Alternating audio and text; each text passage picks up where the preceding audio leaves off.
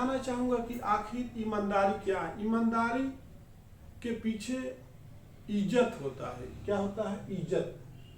अगर आप कोई ईमानदार आदमी है तो सोच लिए वो इज्जतदार है, उसके बात में वैल्यू है।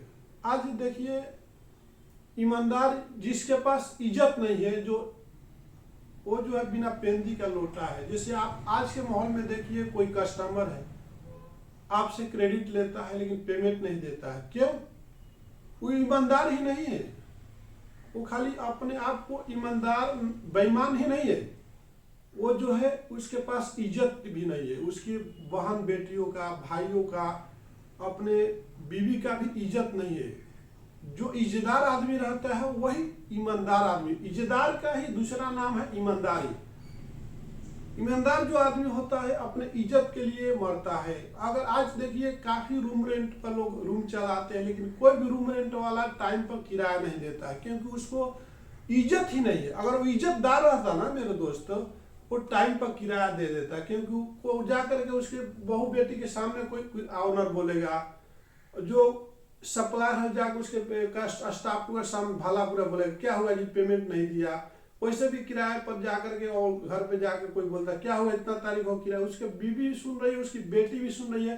क्योंकि अगर उसको थोड़ा भी इज्जत का परवाह होता कि हमारा जो सेल्फ रेस्पेक्ट है, हमारा सेल्फ रेस्पेक्ट कम हो जाएगा, हमारे बीवी के सामने, हमारे बच्चों के सामने इंसल्ट भी हो जाएगा उसके, क्योंकि उसके अंदर सेल्फ रेस्पेक्ट नहीं है। और जिस इंसान के अंदर सेल्फ रेस्पेक्ट नहीं है वो कभी भी ईमानदार हो ही नहीं सकता है।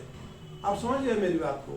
तो जो आदमी सेल्फ रेस्पेक्ट होता है, चाहे कुछ भी हो जाए, हम बिक जाएंगे लेकिन अपने ईमानदारी पर आँच नहीं आने देंगे, तो वो भी ईमानदार आदमी अपने परिवार पर भी आँच नहीं आने देता है, अपने इज्जत पर भी आँच नहीं आने देता है, अपने बच्चों को भी कभी भी समाज में बेइज्जत नहीं होने देता है। जैसे कि चाहे स्कूल में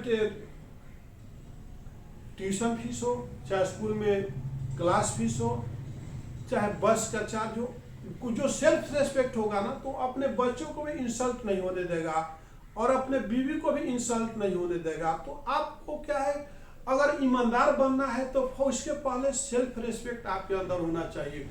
अगर सेल्फ रेस्पेक्ट नहीं है, आप इस कान से सुनकर के इस कान तक निकालते रहते हो, इसका मतलब आपके अंदर सेल्फ रेस्पेक्ट नहीं है। अगर हॉनेस्ट बनना है तो आपके अंदर सेल्फ रेस्पेक्ट आना चाहिए। कोई आपको आंखें न दिखा सके, कोई आपको शर्मिंदा न कर सके, ऐसा कर्तव्य करो, ऐसा टाइम मेंटेन करो कि आपकी जो है ये जो सेल्फ रेस्पेक्ट है, ये जो सीना है, इंसान का जो सीना चौड़ा होता है वहीं पर लेडीजों का, इंसान को सीना मजबूत होता है और लेडीज का कमर। याद रखिए, लेडीज जो है अपने कमर पर कितना भी वजन लेके जा सकती है, और इंसान जो सीने के लिए जाना जाता है कि ये जो ताकत है ना, यहाँ से पैदा होती है, दिल से पैदा होती है, सेल्फ रेस्पेक्ट होती है और ईमानदारी का प्रतीक होती है सीना।